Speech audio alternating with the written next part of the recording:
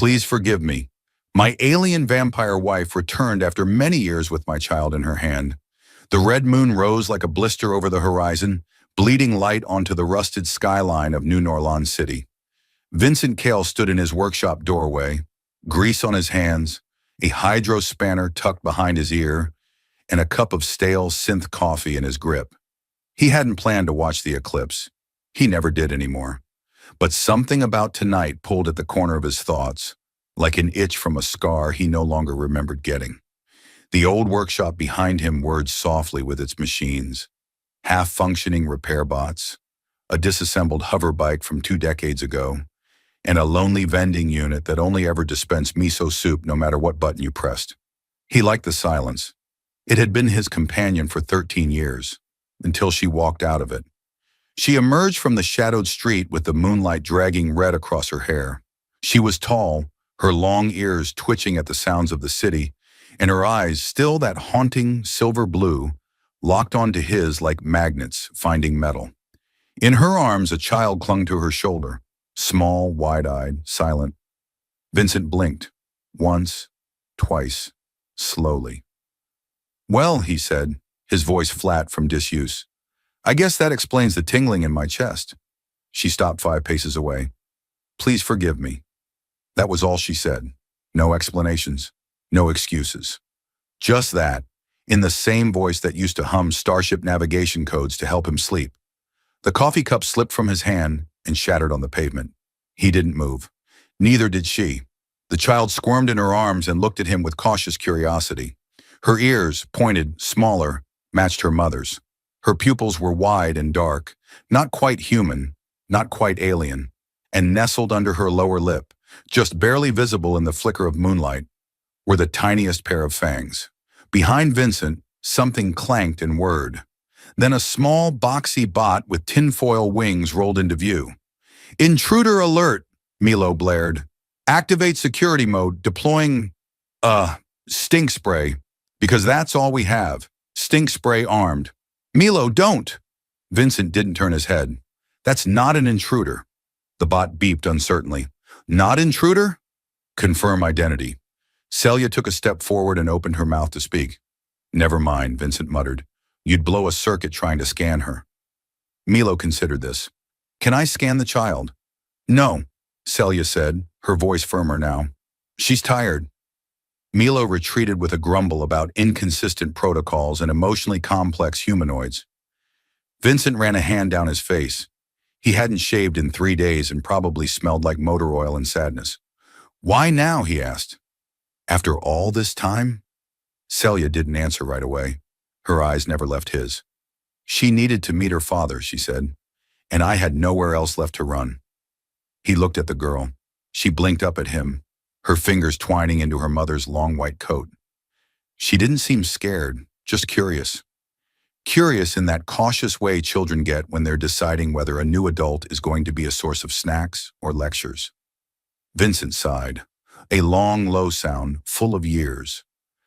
"Well," he said, "you might as well come in. But if that vending unit asks for a password, just hit it. It respects authority." Inside, the workshop hadn't changed since she left. Tools where they always were. The walls still lined with old posters of forgotten moon races and faded hollow ads for protein paste. The ceiling fan clicked with every turn like it had something important to say, but forgot the words. Celia sat on the old workbench. The child sat on her lap, now more alert. Her eyes traced every detail of the place. Milo circled her warily, holding a flashlight in one claw, like a makeshift lightsaber. Vincent leaned against a nearby counter. "What's her name?" "Kaya." He tasted the name in his mind. It sat strange on his tongue, foreign and familiar. "She's yours," Celia said softly. "And mine." He nodded once, like that would help keep him from tipping over. "And you didn't think to call? Leave a voicemail? Maybe shoot me a quick, 'Hey, sorry I vanished while pregnant' with your vampire alien baby message?" Her smile came slow, sad. "Would you have believed me?" "No," he admitted. Milo chimed in again. "So, what exactly is she? Biologically speaking, because my sensors are saying, error, pick a species. She's more than either of us, Celia said. Great, Milo muttered. We built a hybrid. The last time that happened in the garage, it was part ferret, part toaster, and it bit the mailman. Vincent looked at Celia again, the anger pulsing behind his ribs. You left. I had to. You didn't come back. I wanted to. His hand closed over a spanner so tightly it creaked. But you didn't, he whispered. Kaya yawned suddenly and stretched, then blinked up at him with wide, trusting eyes. Are you the man from the picture? Vincent froze. What picture? Celia reached into her coat and pulled out a folded photo, slightly burned at the edges. It was a snapshot of him and her, laughing under the old solar bridge in the outskirts, just before it collapsed during a quake. She must have taken it from his locker back at the Tarsus base. Kaya beamed. Mom said you're funny. He looked at the photo, looked at the girl, felt the years rush back like a wave. I used to be, he said. The girl tilted her head. You still look funny. Celia smirked. Vincent blinked, then chuckled once. Just once. Milo, sensing a moment, played a celebratory jingle that sounded vaguely like an off-brand victory song, then coughed sparks and fell over. Silence returned, but it was warmer now, less sharp. Celia stood. I know this isn't fair. I know it's too much. It is, he said, but she needs you. He met her gaze. For the first time in years, he didn't see a stranger. He saw the woman he'd fallen for among the stars, the woman who once bled silver tears when he was injured, who whispered secrets about the way her people dreamt in colors human eyes couldn't see. And what about you? He asked. Celia took Kaya's hand. We'll stay as long as you let us. Vincent looked at his quiet, cluttered, greasy little world. Then he looked at the girl with his eyes and Celia's ears. Well, he said, I suppose I better get another toothbrush. Kaya clapped. Milo beeped. Excellent. I shall initiate family protocol. Does this mean I get a room? You're a toaster with legs. I dream of more. Vincent smiled. Just a little. Just enough. Outside, the blood moon pulsed like a quiet warning. But inside, under the flickering lights of the workshop, something strange happened. The silence began to break. The next morning began with a scream, a crash, and the smell of burnt circuitry. Vincent launched out of bed, barely managing to grab his pants, as Milo barreled into the bedroom door. We have a code blue, the bot shouted, spinning wildly. Unidentified child is attempting to dismantle the fusion kettle. Vincent, one sock on and a wrench in hand, sprinted to the kitchen. Celia was already there, holding Kaya upside down by the ankles, while the child giggled and dangled a superheated coil like it was a toy. The kitchen counter had a shallow crater where the kettle used to be. I told her not to touch anything glowing, Celia said over her shoulder. She said it looked like candy. Kaya, upside down, gave a wide, fanged smile. It smelled warm. Vincent rubbed his temples. That was a prototype. I was testing a low-radiation steeping core.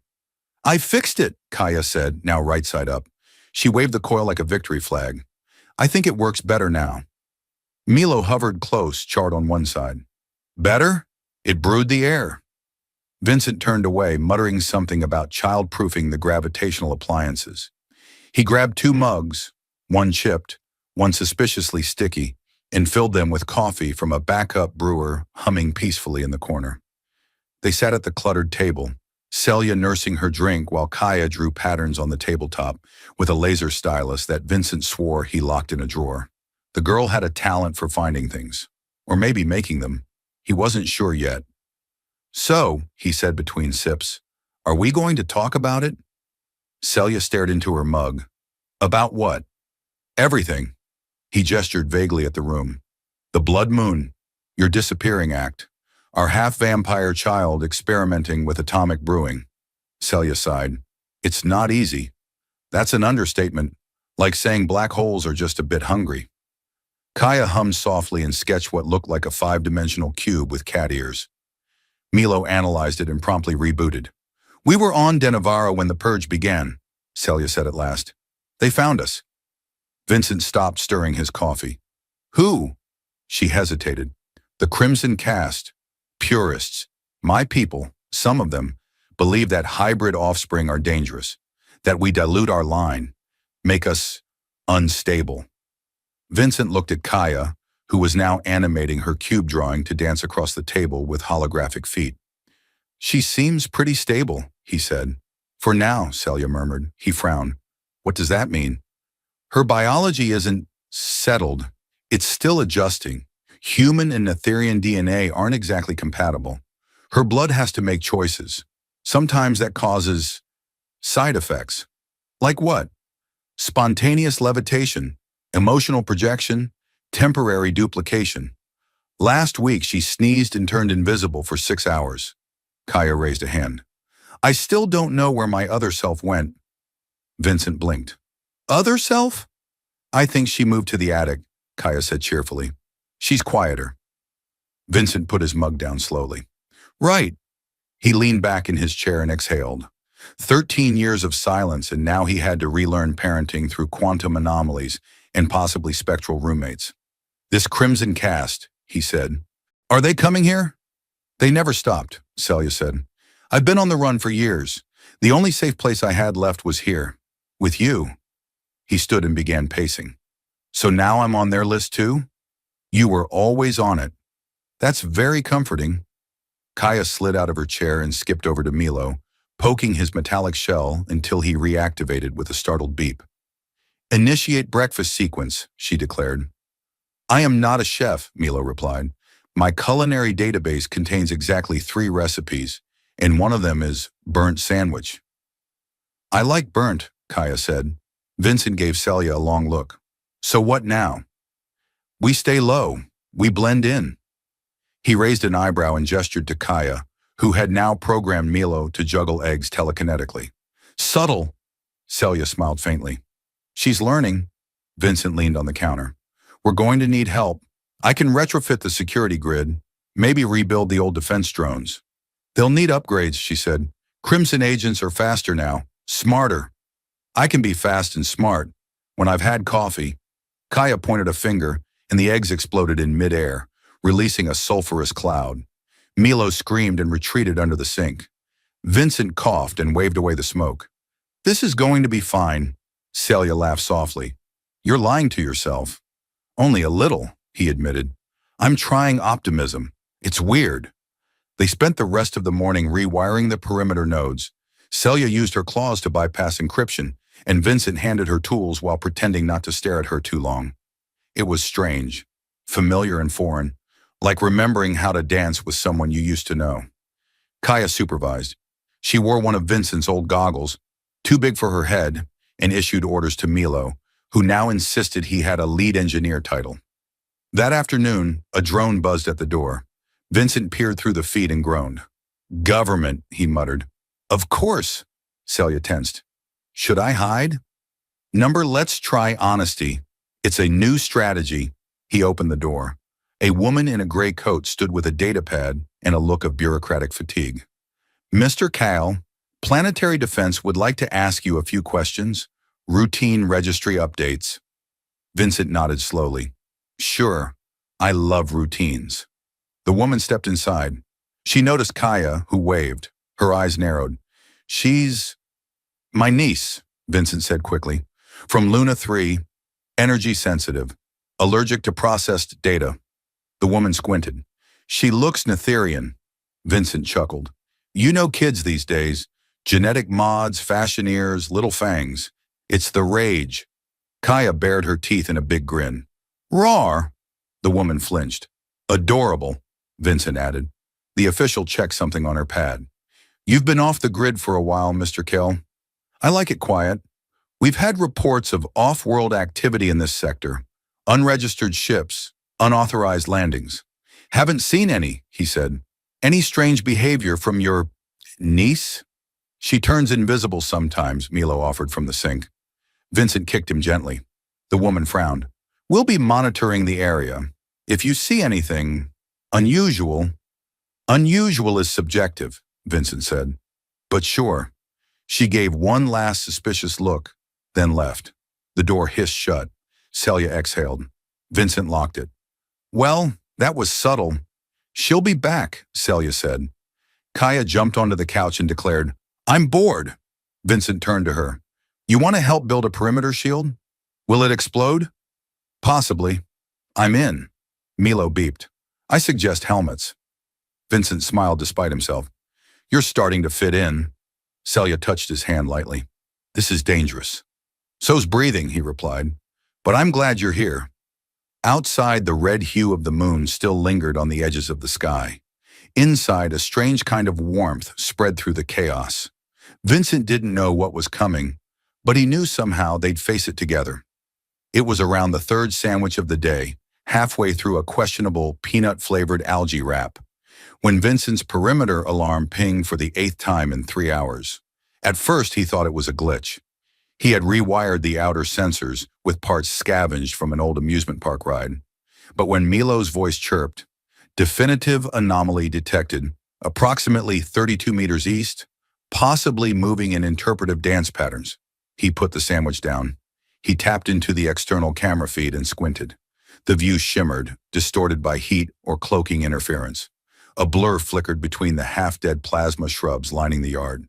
A humanoid shape, tall and fast. Too fast. Vincent slid his visor down and toggled the enhancement grid. "That's no squirrel." From the next room, Celia entered, Kaya trailing behind her, chewing on a glow stick that may or may not have once powered a street lamp. "What is it?" Celia asked. Vincent pointed at the screen. "Something's doing the Macarena outside. Very murdery vibe." Celia leaned in, her face tensed. "Crimson Shadow Scout. They phase slip to avoid detection. They're close when you see their blur, and closer when you don't." Vincent blinked. "That's wonderfully cryptic. What should I do? Throw it a party?" Celia was already moving. "We have to trigger the null field. It scrambles their phasing. Do you still have the field emitters?" "Sure, somewhere between my backup socks and the explosive paintballs." He opened a hatch near the floor and started yanking out junk. Kaya crawled inside after him. "Are we fighting a ghost?" she asked excitedly. "Sort of," Vincent muttered, tossing aside a long-forgotten bowling trophy and a fake mustache glued to a drone. "Except this ghost has claws and wants to murder your mother." "Oh," Kaya said unfazed. "So like medium spooky." "Exactly." They found the emitters, rusted but intact, and bolted out the back of the shop. Celia moved like a shadow with legs, fast and almost silent. Vincent kept up by sheer panic and caffeine. Kaya followed behind, humming a tune about bananas. The field emitters clicked into place with a satisfying hum. Vincent wired them into his wrist console, which still had a Property of Space Taco HQ sticker on the back. He hit the activation switch. Nothing happened. "Well," he said, "they don't explode. That's good news." Celia narrowed her eyes. "They need a frequency key. Yours is scrambled." "I've been meaning to unscramble it." Kaya stepped forward and poked the console. There was a spark, a flicker of energy, and then all 3 emitters lit up with a resonant tone that made Vincent's teeth itch. "How did you—" Kaya shrugged. "It said please in my head." Celia looked at her with something like pride and worry bundled together. Her blood knows how to talk to things. "That's not eerie at all," Vincent muttered. The field pulsed once, and the blur outside solidified for half a second. A humanoid figure in a deep red carapace suit, long fingers twitching like antennae. It hissed, then vanished in a ripple of phase light. Celia was already sprinting. "If there's one, there are more." Vincent chased after her. "Could we possibly consider hiding instead? Just for variety?" "No," she called over her shoulder. "They'll sniff us out." The moments passed for subtlety. Vincent muttered something about missing the simpler days, when the worst he had to deal with was a passive-aggressive vending unit. They reached the outer yard, where the shadows thickened unnaturally. Vincent saw movement.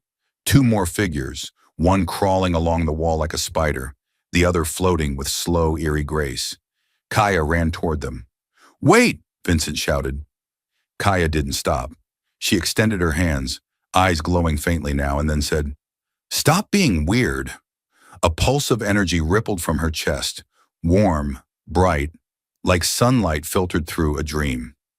The 2 shadows shrieked, reeled backward, and shimmered away as if hit by an invisible slap made of hope and caffeine.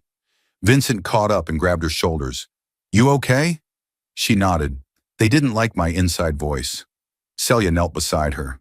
You're getting stronger. Kaya smiled. I think it's the sandwiches.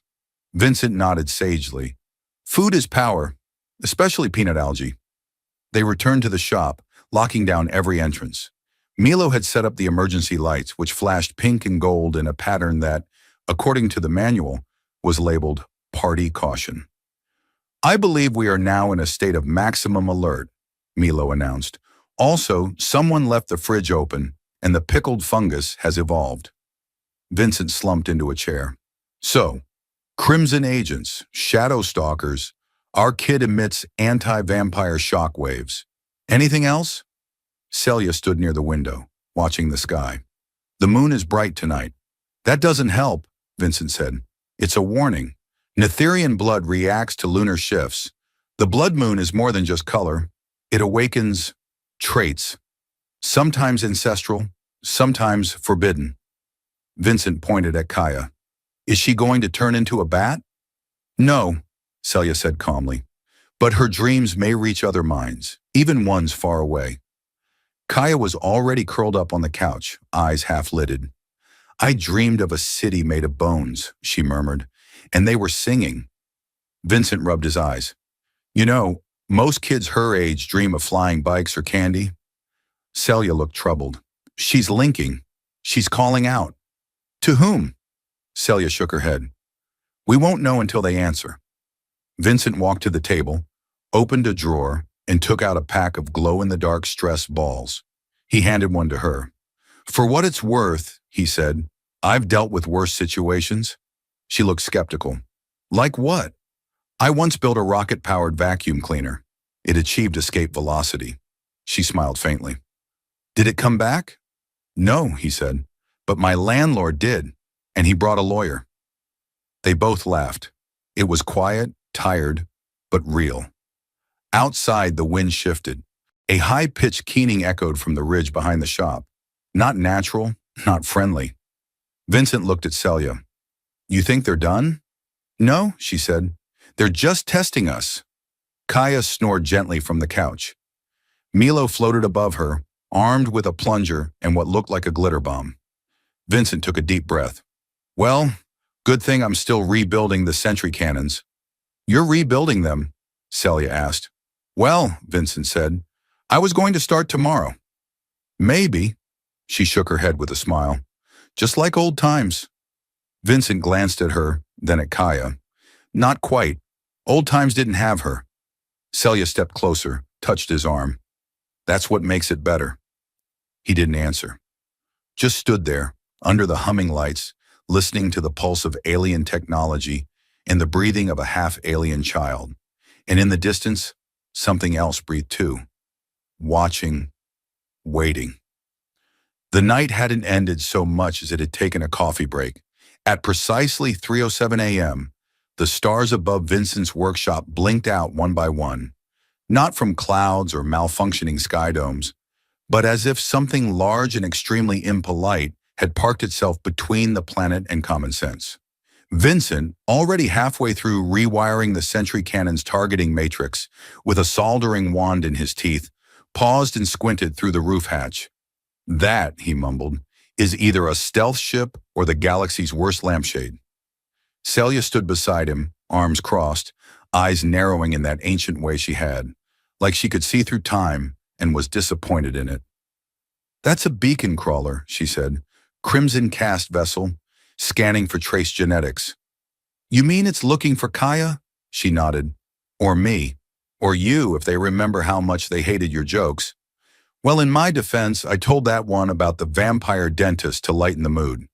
They burned half a moon afterward. It was a good joke. Kaya chose that moment to appear from the ventilation shaft, coated in dust and holding what looked like the remains of an artificial lizard. It was trying to spy on me, she said, dangling the twitching tail. I told it to knock first. Vincent took the lizard, gave it a once-over. Crimson Scout drone, very fancy, also possibly leaking something acidic. Kaya shrugged. It told me a joke before I smashed it, something about the taste of fear being citrusy. I hate it when enemies try to be poetic. Celia turned to the terminal. We need to scramble the biosignature. That ship won't leave unless it thinks we're dust. I have a dust simulator, Vincent offered, for pretending to be dead to avoid tax auditors. No, she said. We need something stronger. We need the prism pulse.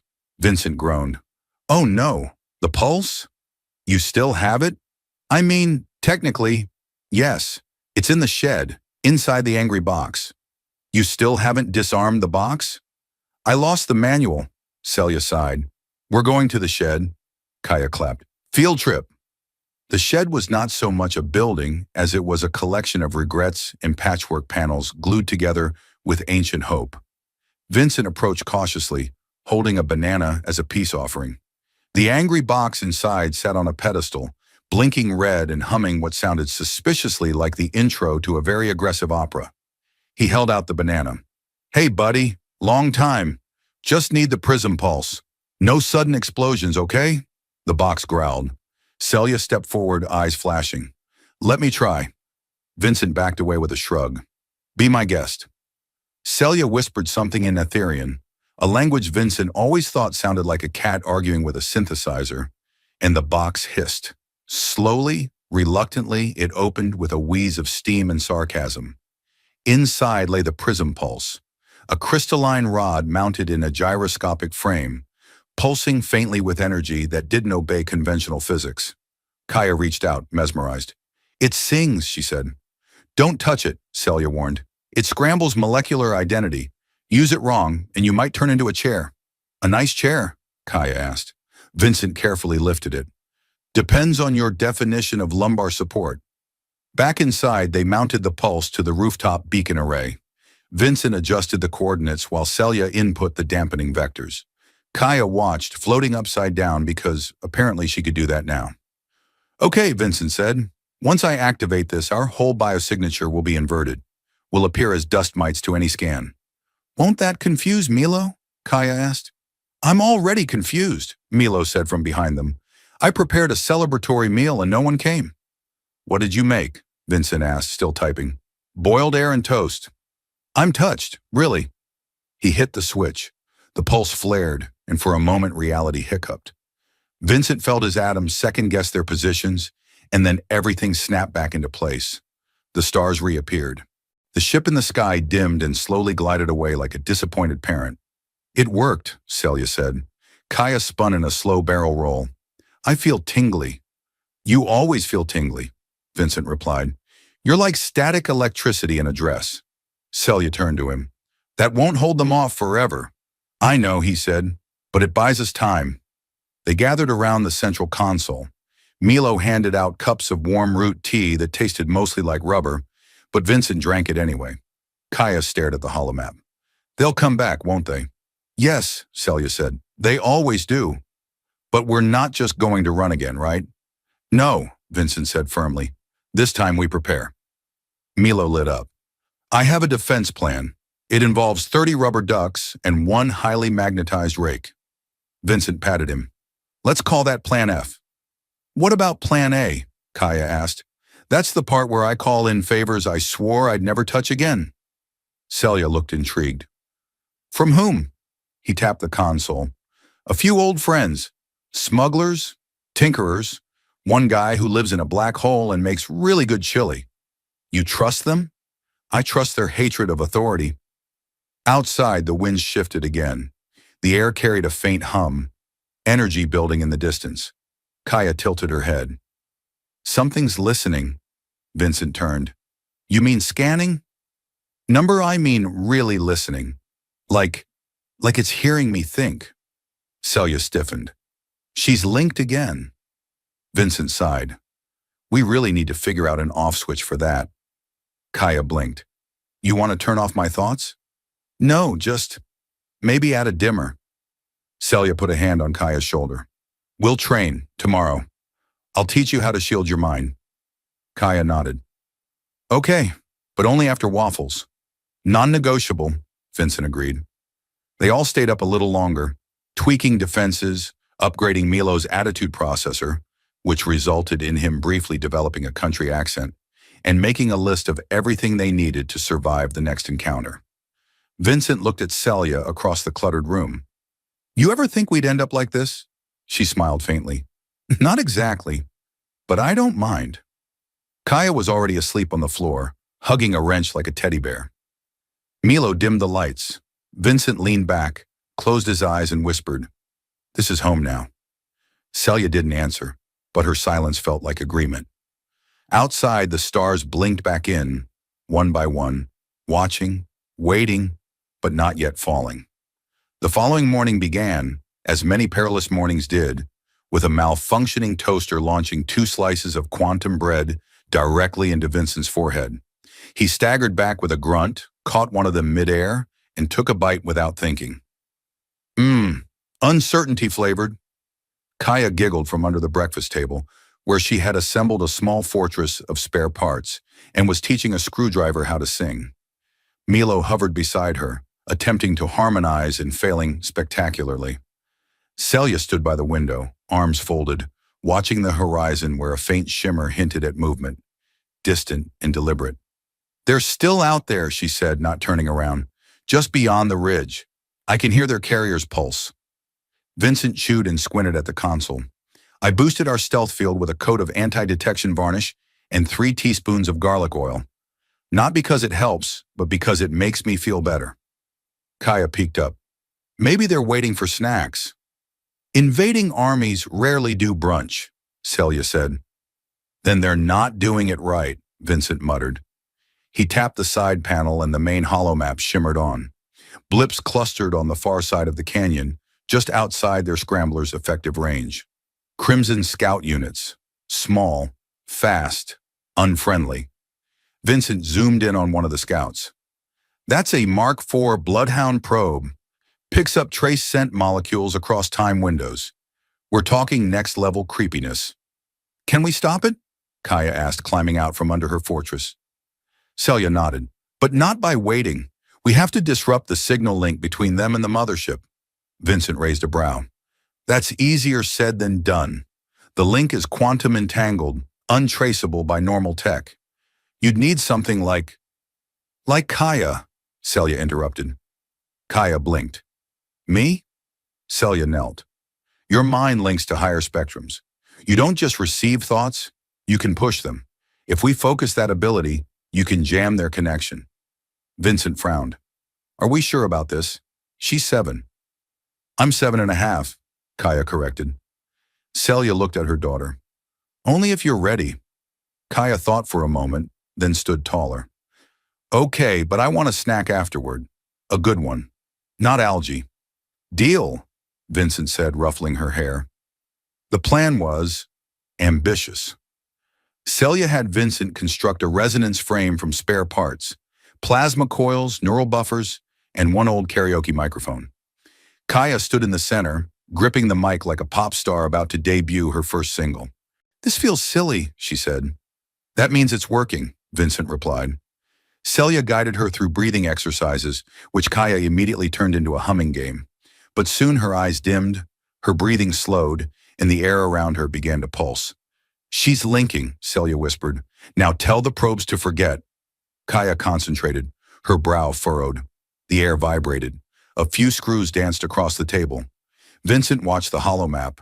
One blip, vanished. Then another, and another. "They're losing sync," he whispered. "It's working." Kaya suddenly gasped. "Something's listening back." Celia stepped forward. "Pull away." Kaya shook her head. "It's not bad, just loud. It's thinking in pictures. Lots of teeth, and stars, and teeth again." Vincent pulled her gently from the frame. "Okay, that's enough shared hallucination for one day." The last of the blips faded from the map. The outer scans went clear. Silence returned, broken only by Milo practicing his opera scales and Vincent's stomach growling. Kaya leaned into Celia. "Did I do good?" "You did amazing." Vincent handed her a bar of chocolate protein paste shaped like a smiling fish. "Reward as promised." Kaya took a bite and grimaced.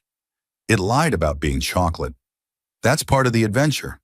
But just as they were settling back into the illusion of peace, Milo spun midair, projecting a new signal across the wall. "Unidentified object approaching. Fast. It's not crimson. Vincent squinted at the data. That's a freight class courier ship. Civilian ID, registered to, oh no. Celia raised a brow. Who? He groaned. My cousin Elric. He's a, how do I put this, freelance disappointment with rocket boots? The ship landed sideways, knocking over a fuel tank and a stack of neatly arranged tires. Moments later, a gangly man in a too-tight jumpsuit and neon goggles stumbled out. Vince, he shouted, I heard you were in mortal danger, so naturally I brought snacks and a karaoke machine. Celia blinked. That's your cousin? Vincent sighed. Unfortunately. Elric bounded into the room, set down a crate of instant noodles and an old plasma guitar, and looked around. This your alien lady? And this? Wow, is that the kid?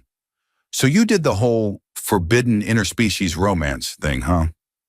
Brave. Respect, Celia stared. Does he breathe through his ears? Probably, Elric grinned. Anyway, I got your message. Kinda. Something about help, blood cults, mind probing. Very Tuesday stuff. So what's the plan? Hit them with sonic disruption? I brought speakers. Vincent rubbed his face. You have no idea what's happening, do you? Not a clue, but I brought snacks. Kaya giggled. He's like a talking couch. Elric gave her a thumbs up. Flattery will get you a ride on my hoverboard, little lady. Vincent relented. Okay, maybe he's useless, but he's loud. We could rig his sound system into a decoy. Celia nodded slowly. Lure them into a false signal. It might work. Elric beamed. See? I'm accidentally brilliant. And so, before the sun set again, they wired his sound rig into the canyon mouth, broadcasting fake genetic signatures and scrambled vocal commands in Netherian. Kaya added her own twist, some kind of dreamwave signal that caused temporary existential confusion. By evening, several new Crimson Scouts descended into the canyon, found nothing, and began arguing among themselves in ultrasonic rage. They'll think we moved, Celia said. Or lost our minds, Vincent added. Both, Kaya said proudly. They huddled in the workshop again that night, tired but intact. Elric was asleep on the roof, wrapped in a tarp and cuddling his guitar. Vincent turned to Celia. One day I'd like a problem that can be solved with a nap. Be careful what you wish for. Kaya was already dreaming. The stars outside pulsed in strange patterns. One by one, distant echoes moved on the horizon. The quiet wasn't safe, but it was theirs, for now. The morning began with a boom, followed by a whimper, and then a sheepish, my bad from Elric, who had somehow managed to set his hover boots on fire while trying to make toast. Vincent stomped out the flames with a half-eaten protein bar, muttering something about entropy having a favorite child. It was an experimental setting, Elric offered, called Toasty Skies. Kaya, still in pajamas shaped like a solar squid, watched from the rafters with a bowl of cereal that crackled whenever it was exposed to daylight. This place is never boring. Milo wheeled into the workshop, holding a scroll of data so long it had to be projected midair. Incoming signal, again. Different frequency. Definitely not crimson. Vincent leaned in, brow furrowed. That's an old Earth Alliance distress code. Vintage. Like pre-collapse vintage. Celia stepped beside him, her tone sharp.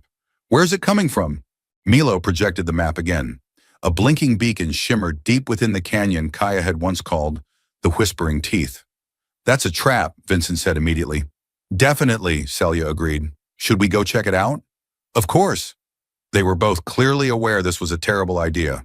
Kaya raised her spoon. Can I come? No, both adults said at once. Can I come if I bring a laser chicken? No. She sighed dramatically. Fine, but if I get bored, I'm building a gravity slingshot in the garden again. No more black holes in the tomato bed, Vincent warned. With Milo piloting the skimmer, they made their way down into the canyon. The walls loomed close and unnatural, as if something massive had clawed through the rock long ago. Celia scanned ahead, her long ears twitching slightly every time the signal pulsed. I don't like this, Vincent muttered. It's got that abandoned buffet vibe. All food, no guests, and a sign that says eat me, in suspiciously good handwriting. You're thinking of that hotel on Virak 9, she said. They had great soup. and an interdimensional parasite in the air vents, which only tried to marry me twice. That's a record. Milo slowed to a hover. The source of the signal was a metallic pod, half buried in the canyon floor, its surface humming with residual energy. Symbols etched into the side blinked between languages, none of them welcoming. Celia approached, eyes narrowing. This is Crimson Tech, modified and Earth Protocol. Someone's been tinkering. Vincent tapped the console. There's a message embedded. It crackled to life. A voice, distorted, worn, spoke in old Earth tongue. To the bloodline carrier of Project Vesper, they are coming. The child is the key. Protect her, or destroy her. She must not fall into their hands. The message cut off with a burst of static. Vincent and Celia stared at each other. Well, he said, that was ominous in exactly the wrong way. Celia crouched beside the pod, tracing the symbols. Project Vesper, that was shut down before the Galactic Accords. Forbidden science, hybrid synthesis protocols. They were trying to make weapons out of gene fusion. Vincent rubbed his face. So Kaya's not just half-alien vampire royalty. She's also a legacy experiment? Celia's jaw tightened. Number she's ours. And probably very confused. And very powerful, he sighed. We should definitely not tell Elric. Back at the base, Kaya was indeed confused, and also wearing a colander on her head. I'm making anti-mind control armor, she announced. Milo says it looks ridiculous, but I think it's stylish. Milo hovered nearby with a small whiteboard that simply read, Help. Vincent knelt in front of her. Kaya, we found something.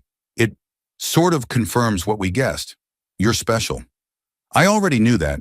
I can beat Milo at chess in 7 moves. Milo sulked. Celia joined them. It means others will come, not just Crimson, others like them. From before. Kaya was quiet for a moment. Because of what's in my blood? Yes. She looked at her hands.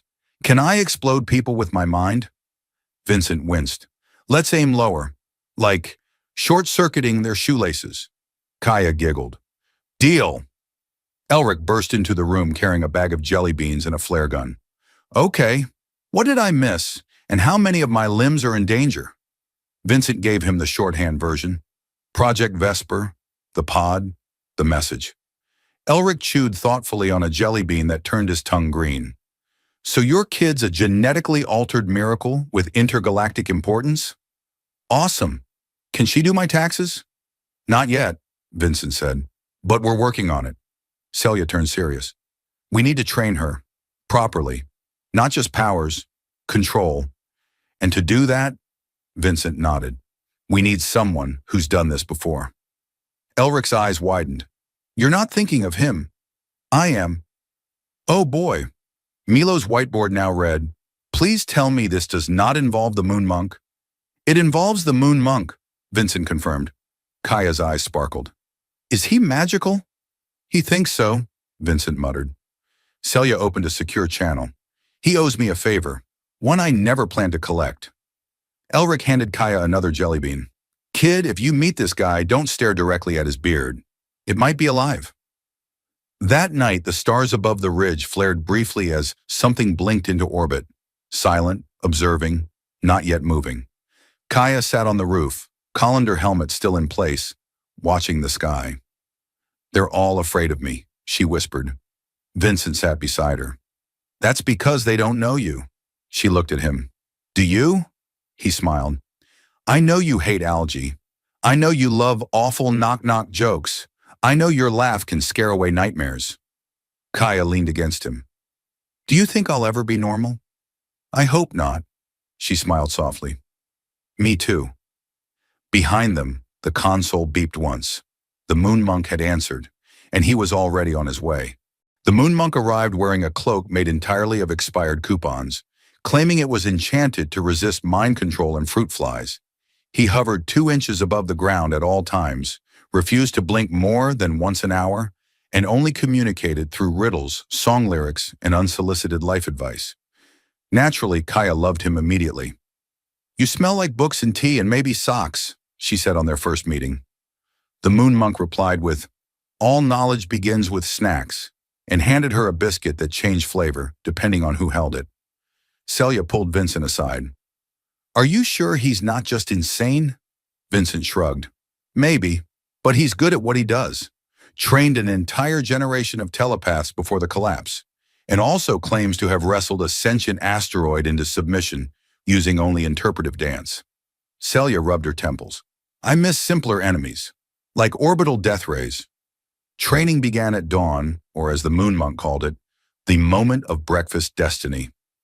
Kaya learned quickly, absorbing mental shielding techniques, thought-weaving patterns, and emotional dampening protocols between bites of cereal that made her float 6 inches off the ground. Vincent observed from the sidelines, proud and slightly baffled. Milo kept a detailed log of everything, occasionally pausing to sketch dramatic interpretations with crayons and sparkles. Outside the sanctuary, tensions grew. Crimson forces were regrouping. The fake signals weren't fooling them anymore. A new ship entered orbit, sleek, black, and far too quiet. It didn't broadcast any signal, didn't respond to hails. It just watched, waiting. Celia ran simulations. "They're adapting. We need to move soon, or strike first." Vincent paced. "I vote for running, with style, maybe glitter trails." Kaya pulled him aside one evening. "I can end this." Vincent knelt in front of her. "How?" "I saw it. In the training. I can talk to the mind root." Celia's face paled. "That's not a thing you talk to. It's the source of their hive. Their queen and god and engine. It doesn't listen." Kaya's voice was calm. "But I'm not just them. I'm not just you. I'm me. And I think that's what scares them." The moon monk offered her a glowing rock shaped like a duck. "For clarity and occasional light." Vincent turned to Celia. "We have to let her try. Because if she's right..." Celia looked at her daughter for a long moment, then nodded. "Then we stand with her." The next day, they took the skimmer into the mountains where the mind root had spread its silent network underground, threading thought and command through fungus-like neural webs.